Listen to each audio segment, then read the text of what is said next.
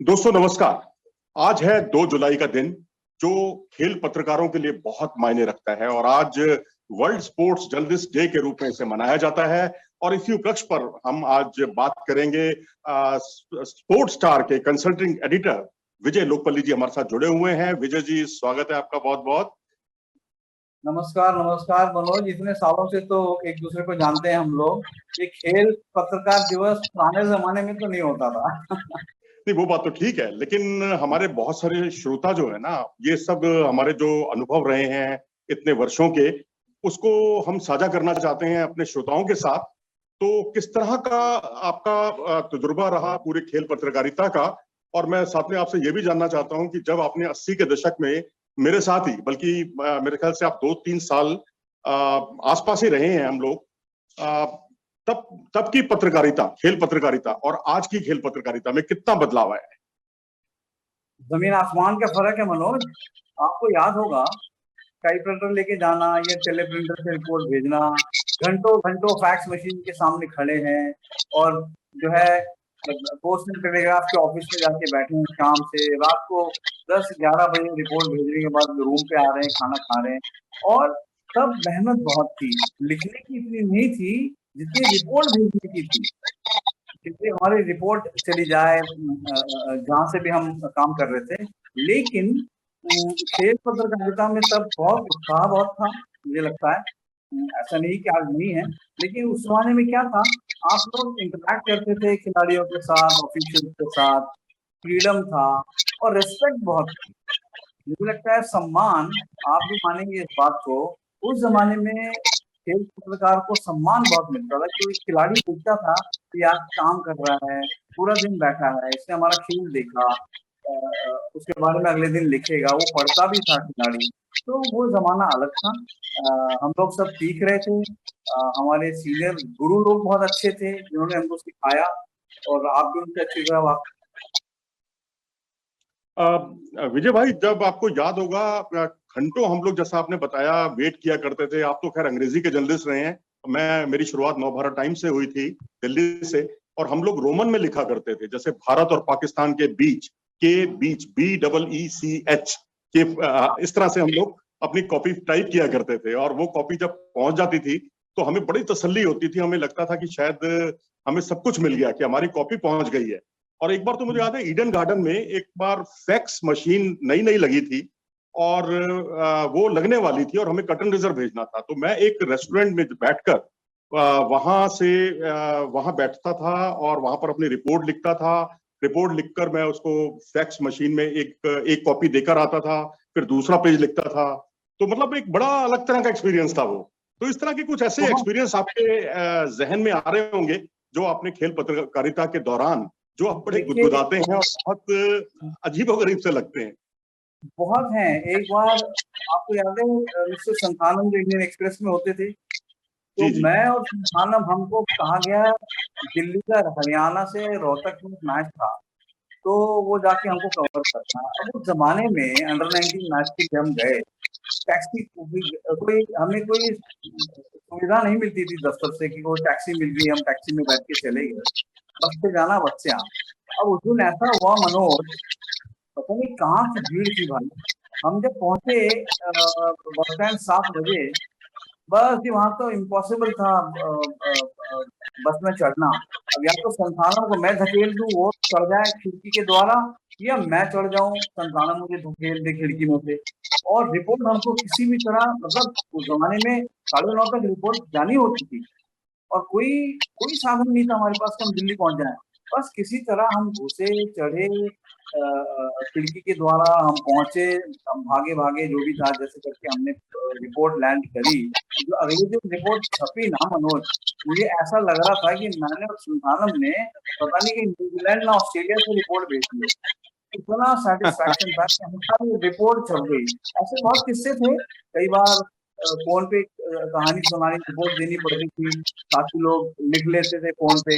जो एसटीडी होता था, आपको याद होगा, ट्रंक कॉल बुक करना लेकिन पड़ता विजय भाई, था। बीच में मैं आपको रोक रहा हूँ। जो आपने अभी बताया ना कि फोन पर आप कई बार रिपोर्ट अपनी देते थे, लेकिन कई बार उसके आपके सहयोगी भी कई बार बहुत इरिटेट हो जाते होंगे ना? मेरे साथ तो ऐसा होता था, कम से कम अपने शुरुआती दिनों में, जब फैक्स से रिपोर्ट नहीं जाती थी तो। हाँ, बट मनोज, मेरी मेरी किस्मत है, मैं मानता हूँ कि मेरे जो सहयोगी थे ना, केपी मोहन, कामेश श्रीनिवासन, राकेश राव, आप जानते हैं तीनों को, तीनों वेट करते। कामेश और टेनिस जो है एक एक दूसरे के पर्याय बन गए। राकेश राव को हम बैडमिंटन में देखा करते थे, बैडमिंटन कोर्ट पर अक्सर वो उतनी सक्रियता के साथ अपनी लिखनी चलाते थे जैसे कि कोई बैडमिंटन खिलाड़ी अपनी प्रैक्टिस करता है। जी, हमारा हमारा एक अनरिटन रूल, मतलब एक रूल था मनोज ऑफिस में, कि अगर हमारे में से कोई साथी बाहर गया है दिल्ली के, तो जब तक उसकी रिपोर्ट नहीं आ जाती हम ऑफिस नहीं छोड़ते। क्या एक आदमी जरूर वेट करता था कि कई बार जी फोन में लेनी पड़ जाए, जो भी हो, हमें नहीं मालूम क्या मुसीबत है। तो ये एक हमारा एक दूसरे को हमने साथ दिया इतने सालों साल, तो उस चीज का डर नहीं रहता था कि चलो भाई मैच में लगा तो फोन ले ले, फोन पे काम की रिपोर्ट लिख लेंगे। केपी मोहन इतने सीनियर थे, वो केपी मोहन फोन पे रिपोर्ट ले लेते थे हमारी, इंडिया से ही नहीं मनोज, बाहर से भी। तो वो जमाने का वो चैलेंज अलग था। नहीं, वाकई इसमें कोई दो राय नहीं। और मैं तो उस वक्त के खेल पत्रकारों को याद करता हूं जिनको पढ़ पढ़कर हमने खेल पत्रकारिता सीखी। हॉकी में मेरा बहुत इंटरेस्ट था, मेरे फादर खुद बहुत अच्छे हॉकी के खिलाड़ी रहे। मैंने उनके फिर इंतकाल के बाद जो है उनके नाम पर हॉकी टूर्नामेंट शुरू किया उनको याद करने के लिए, जो याद रखता था मैं, TP Joshi memorial school tournament. उसके अलावा जो त्यागराजन साहब जो थे, जिनको मुझे कई बार आपसे बड़ी ईर्ष्या होती है कि आपको उनका सानिध्य मिला, आपको एथलेटिक्स में केपी मोहन जी का सानिध्य मिला, वंचित रहा। लेकिन मुझे भी केशव झा जी थे मुंबई में, उनका सानिध्य मुझे मिला और उन्होंने बहुत कुछ मुझे सिखाया। और उसके अलावा केशव झा जी के अलावा सुदीप थे, पत्रकारिता में जो धर्मयुग वगैरह में उन्होंने काफी सक्रियता के साथ इसको आगे बढ़ाया। ब्रजेंद्र पांडे हुआ करते थे जब मैं मुंबई से दिल्ली आया, रेसलिंग के अंदर बहुत उनकी चेस में बहुत अच्छी कमान थी। में मनोज चतुर्वेदी हुआ करते थे, और जॉन क्रेस्टो बॉम्बे में बॉक्सिंग के अंदर खूब लिखा करते थे, एथलेटिक्स के अंदर जो क्रेस्टो लिखा करते थे, और भास्करन साहब और नोवी कपाड़िया साहब, इनकी फुटबॉल की कॉपी देखकर मजा आता था। तो ये सारी चीजें बड़ी गुजराती हैं तब के सफर में और आज के सफर में।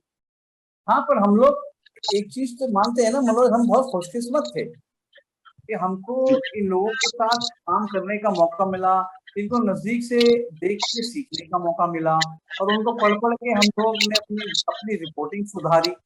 क्योंकि वो लोग तो कितने डिसिप्लिन पत्रकार होते थे, गलतियां नहीं करते थे। हमने उनसे एक ही चीज सीखी, गलती हो जाए, हो जाती है, लेकिन गलती दोहरानी नहीं है।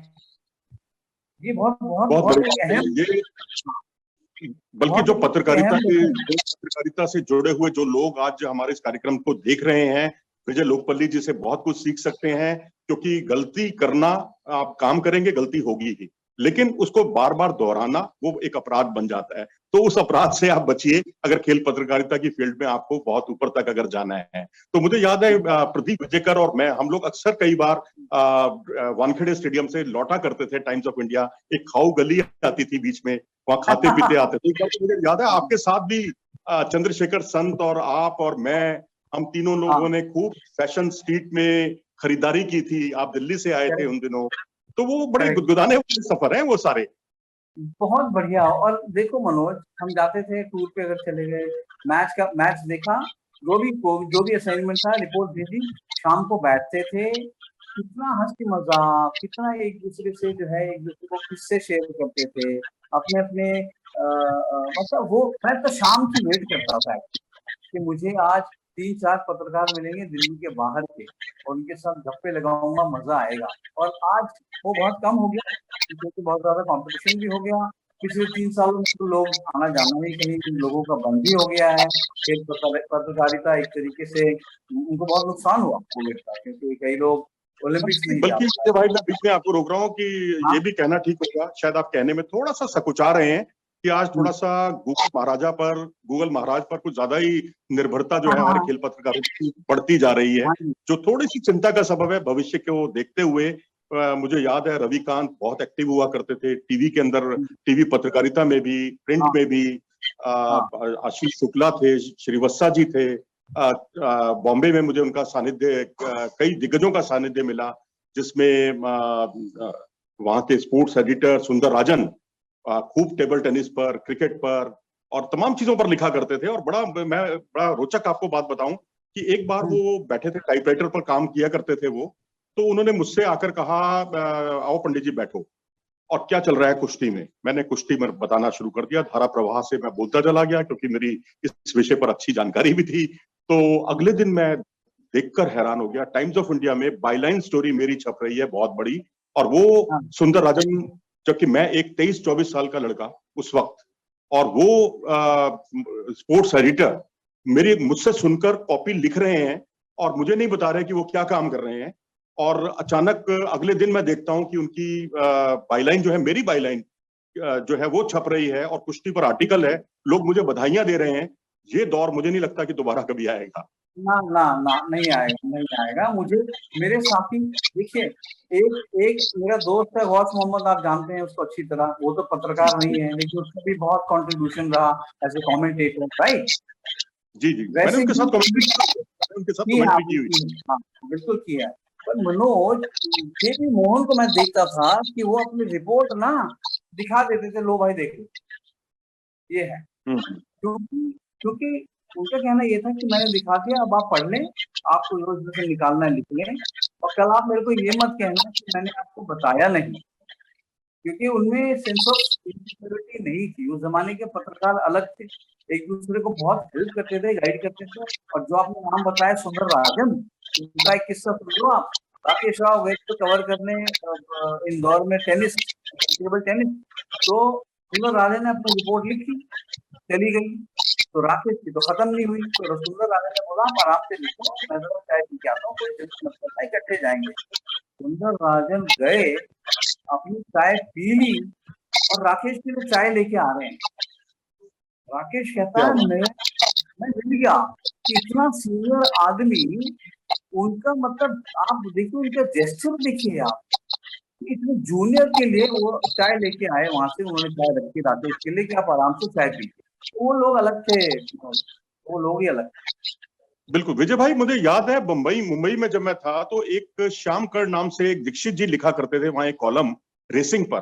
वो मैसूर की रेस भी कवर करते थे, मुंबई की रेस कवर करते थे, सिलेक्शंस कवर करते थे। सिलेक्शंस में एक ट्रॉफी दी जाती है पूरे साल के बाद, जो रेसिंग के अंदर जो है जिसके सबसे ज्यादा पॉइंट्स होते थे, जिसकी सिलेक्शन सही साबित होती थी, वो कई बार उनको वो उसकी ट्रॉफी भी मिल चुकी थी। तो उनका समर्पण देखिए, सुबह 5 बजे वो अस्तबल में पहुंच जाते थे, घोड़े की लीद को देखते थे उठाकर, और कि घोड़ा कितना फिट है ये, और उसके आधार पर वो अपनी सिलेक्शंस लिखा करते थे।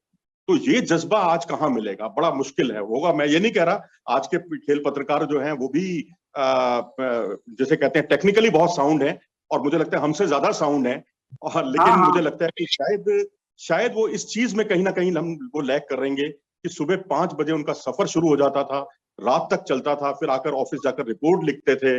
और कई कई महीना, डेढ़ महीना जो सब उनका पूना रेस चलती थी, वो 1.5 महीना घर से बाहर पूना में एक होटल में रहते थे। तो वो उस वक्त की पत्रकारिता में देखने को मिलता था, जो मुझे लगता है आज शायद कहीं गायब है। हाँ गायब है। पर मनोज, आज के जो यंगस्टर्स हैं उनके लिए चैलेंजेस बहुत हैं।